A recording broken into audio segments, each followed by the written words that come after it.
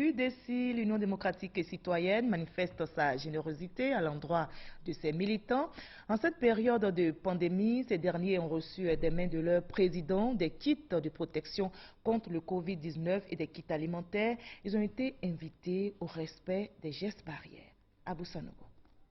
Ce sont des kits de protection contre la maladie du coronavirus et des produits alimentaires qui ont été distribués aux structures de femmes et de jeunes de l'UDC, l'Union démocratique et citoyenne, par le président Anissé Nyanzi, pour contribuer à l'élan de solidarité.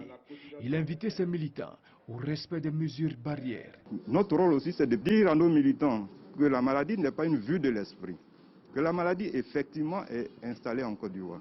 Et pour la combattre, le gouvernement a édicté des mesures barrières. Et ces mesures-là qui sont très simples, nous n'avons qu'à les appliquer afin que nous soyons épargnés de cette pandémie.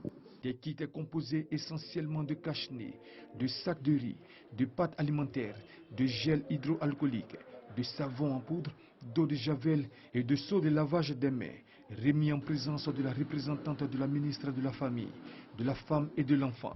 C'est ensemble et en suivant les mesures barrières qui ont été définies par l'État de Côte d'Ivoire que nous pourrons venir à bout de cette pandémie. Ce don est un véritable soulagement pour les bénéficiaires en cette période de crise sanitaire. Ce geste symbolique va leur donner quand même une joie au cœur pour marquer notre solidarité et puis pour leur dire aussi que nous sommes avec elles.